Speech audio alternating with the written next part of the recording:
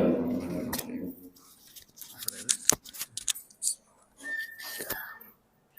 Assalamualaikum warahmatullahi wabarakatuh. Alhamdulillah alladzi anzala al-Qur'ana fi syahri Ramadan. Asyhadu an la ilaha illallah wahdahu la syarikalah wa asyhadu anna Muhammadan abduhu wa rasuluh. Allahumma fassalli wa sallim wa barik ala Muhammadin sayyidil mursalin wa ala alihi wa ashabihi ajma'in. Amma ba'du fa ya ibadallah, qala Allah subhanahu wa ta'ala fil Qur'anil Karim, a'udzu billahi minasy syaithanir rajim. Bismillahirrahmanirrahim. Syahrul Ramadan alladzi unzila fihi al-Qur'an hudan linnas wa bayyinatin minal huda wal furqan. Sadaqallahul azim. Allahumma rabbi shrah li sadri wa yassir li amri wahlul 'uqdatam min lisani yafqahu qawli. Sidang jamaah salat Isya, tarawih dan witir yang dimuliakan Allah Subhanahu wa taala. Marilah kita selalu bertakwa kepada Allah Subhanahu wa taala, karena takwalah satu-satunya amal yang mendapat posisi terhormat di hadapan Allah. Karena Allah katakan inna akramakum indallahi atqakum.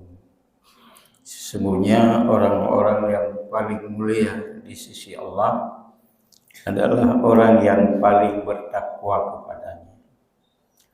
Salawat dan salam kepada baginda Rasulullah Muhammad sallallahu alaihi wasallam, yang mana pada malam ini kita mengenang kembali akan sebuah peristiwa yang telah diukir oleh Rasulullah, yang mana beliau telah berjuang menyendiri di sebuah gua tepat pada 17 Ramadan, sehingga beliau menerima pedoman kita, yaitu Al-Quran, selama 22 tahun 2 bulan 22 hari.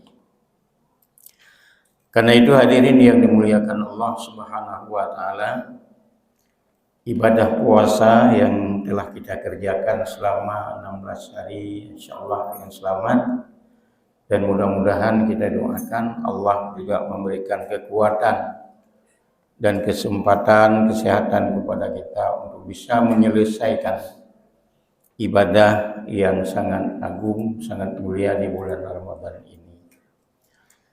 Jamaah yang berbahagia, kita tidak menyampaikan sejarah turunnya Al-Quran, karena sudah sama kita maklum, Al-Quran diturunkan 17 Ramadan kepada Rasul pada usia 40 tahun di sebuah gua namanya Gua Hira yang berada di Jabal Nur.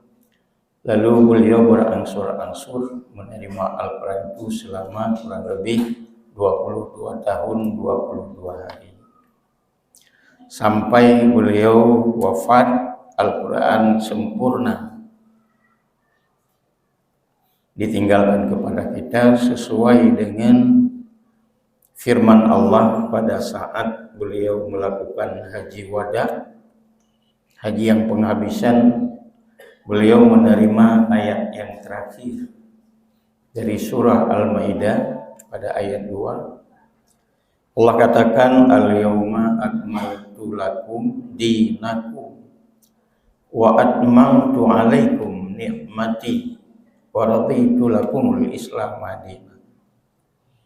Pada hari ini Muhammad telah kusempurnakan bagimu agamamu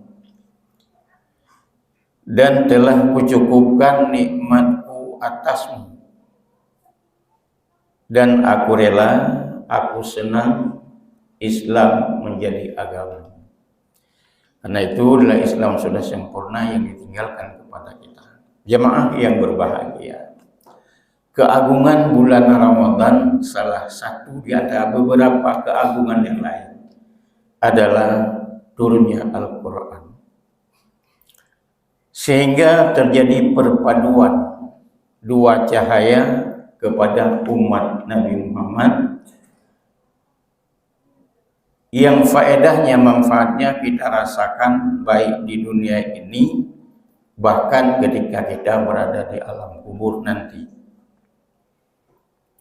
Sehingga para nabi yang lain merasa iri dan cemburu. Bahkan Nabi Musa mengatakan, ketika Allah memberitakan kepada Nabi Muhammad mengenai kelebihan Ramadan yang diberikan kepada umat Nabi Muhammad, Nabi Musa menjadi iri. Karena Allah katakan begini, ini a'taita ummat Muhammad sallallahu alaihi wasallam nuraini. Jadi Allah nepegah Nabi Musa, hai Musa, sesungguhnya aku akan memberikan kepada umat Nabi Muhammad dua cahaya. Kaila yadurruhum dzulmatani, untuk melenyapkan dua kegelapan. Faqala Musa, maka Nabi Musa berkata, wa man nurani ya Rabb, ya Allah, ya Rabbi, apa dua cahaya yang kau berikan kepada umat Nabi Muhammad? Allah menjawab, nuru Ramadan wa nurul Quran. Yang akan saya berikan kepada umat Nabi Muhammad adalah yang pertama cahayanya bulan Ramadan dan cahayanya Al-Quran. Maka ini merupakan sebuah perpaduan dua cahaya yang Allah berikan kepada umat Nabi Muhammad. Lalu Nabi Musa bertanya lagi. Nabi Musa bertanya kepada Allah, ya Allah, wa madul matani ya Rabb, ya Allah, apa dua kegelapan yang engkau berikan kepada umat Nabi Muhammad? Allah menjawab, dulmatul qabri wa dulmatu yaumal qiyamah. Yang akan aku lenyapkan kepada umat Nabi Muhammad adalah yang pertama kegelapan kubur, yaitu gelapnya ketika berada di alam kubur. Yang kedua, wa dzulmatu yaumal qiyamah, dan yang kedua akan aku lenyapkan daripada kegelapan apabila terjadi hari kiamat. Inilah faedah yang sangat besar yang Allah berikan kepada kita, dua cahaya, cahayanya Ramadan dan cahayanya Al-Quran. Manfaatnya kapan? Yang pertama, pada saat kita berada di alam kubur. Karena kubur adalah sebuah tempat yang sangat gelap. Mungkin kalau bisa kita bandingkan, lebih gelapnya ketika kita berada di alam kandungan. Dan kubur adalah merupakan rumah yang sangat sempit, ditambah dengan kegelapan, maka kesengsaraanlah yang akan dialami oleh umat Nabi Muhammad. Maka dengan kehendak Allah Subhanahu wa taala, bagi orang yang mengikuti, yang melaksanakan ibadah puasa dan memanfaatkan malam-malam tadarus Al-Quran, inilah saatnya untuk memperoleh nanti cahaya ketika berada di alam kubur.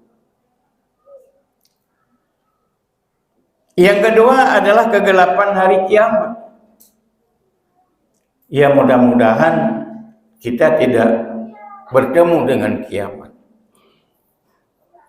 Kiamat pasti terjadi. Karena kiamatlah pada saat terjadi kiamat gelap gulita. Tetapi karena dengan dua cahaya yang kita miliki tadi, insya Allah pada saat gelap gulita itu akan terjadi terang kepada umat Nabi Muhammad. Allah berikan dengan ibadah puasa dan dengan bacaan Al-Quran. Jamaah yang dimuliakan Allah Subhanahu wa Ta'ala, kenapa saya katakan rasanya kiamat tidak usah bertemu? Dia baik merempau kita nyongan kiamat. Karena kiamat sesuatu peristiwa yang luar biasa yang Allah gambarkan di dalam Al-Quran. Inna zalzalatas sa'ati syai'un 'azim. Sesungguhnya goncangan hari kiamat itulah peristiwa yang sangat agung, peristiwa yang sangat besar.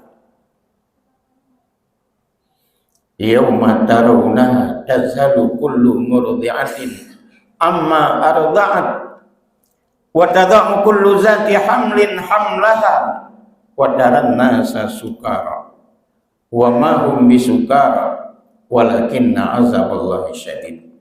Begitu gambaran kiamat yang Allah sebutkan di dalam Al-Quran, yaitu saat kiamat terjadi goncangan yang sangat besar.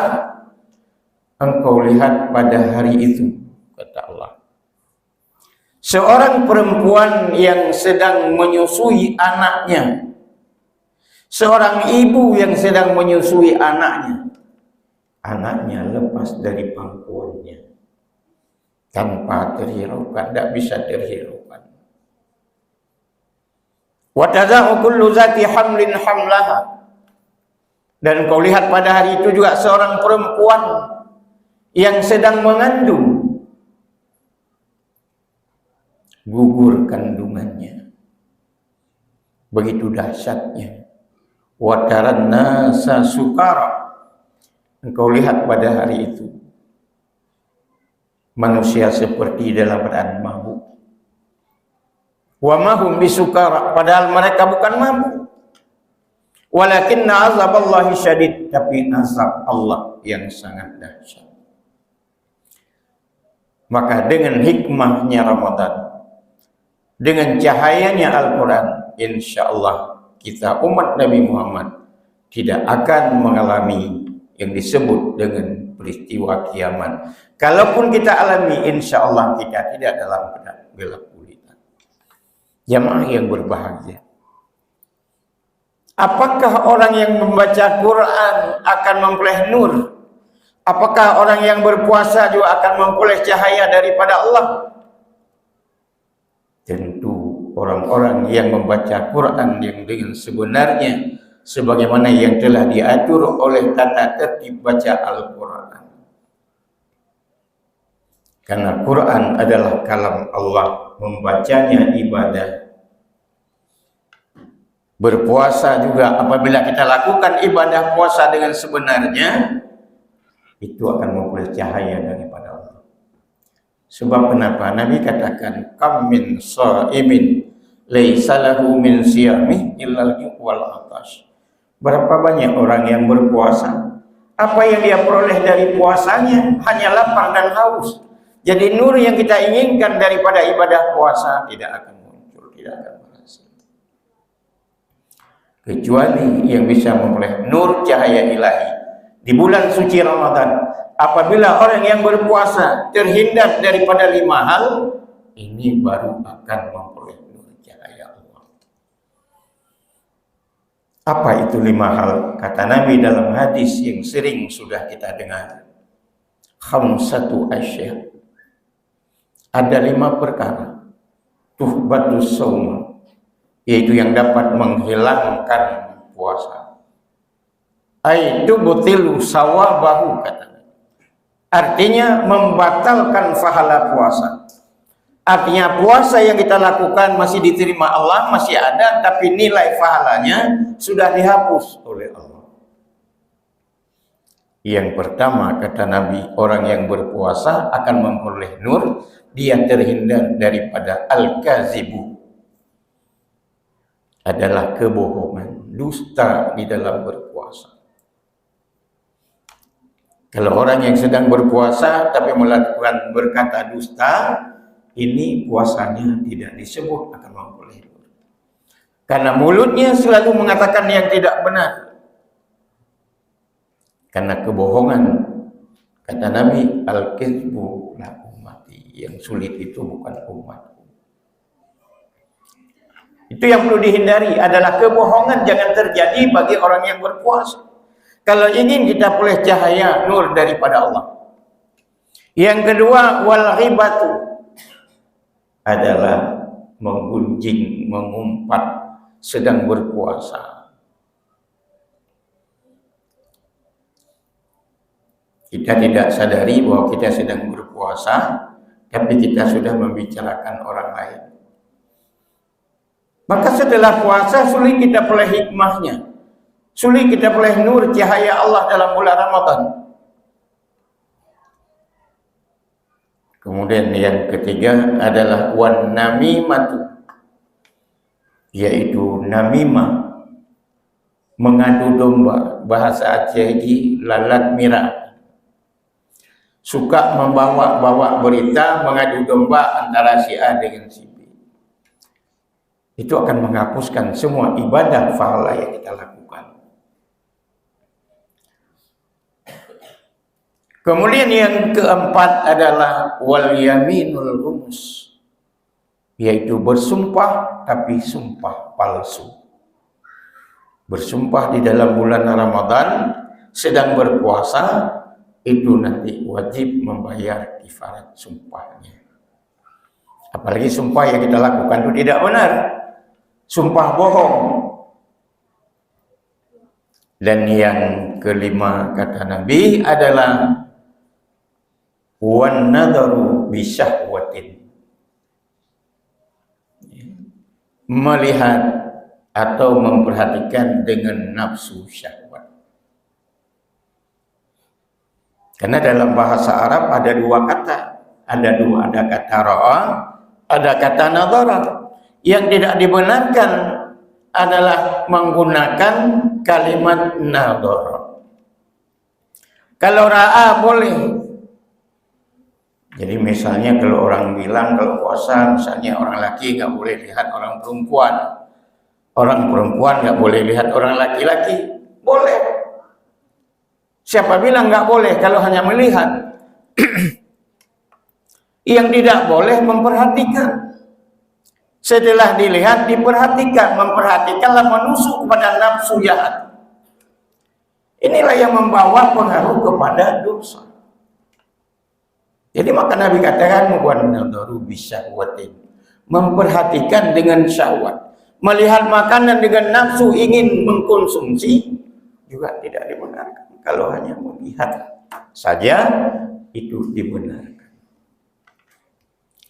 Nah, inilah hadirin yang dimuliakan Allah Subhanahu wa taala. Mudah-mudahan dengan hikmah turunnya Al-Qur'an pada malam 17 Ramadan, insyaallah kita akan memperoleh dua cahaya dari Allah, yaitu cahaya Al-Quran dengan kita tadarus dan membaca Al-Quran, dan kita niat untuk beribadah kepada Allah. Satu huruf yang kita baca berpahala. Maka Sayyidina Ali mengatakan bahwa orang baca Quran tidak pernah rugi.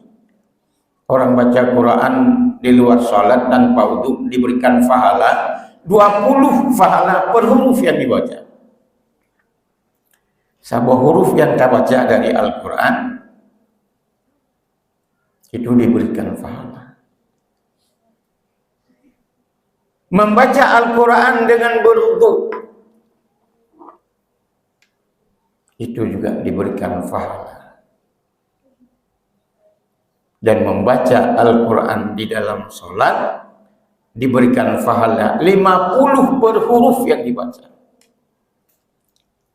Kita baca Quran di dalam sholat 5 huruf, 50 per huruf yang dibaca. Kalau kita baca Al-Fatihah, kita hitung jumlah huruf Al-Fatihah berapa. Kita kali sekali sholat berapa bacaan Al-Fatihah. Kita kali sehari semalam 17 kali kita baca surah Al-Fatihah.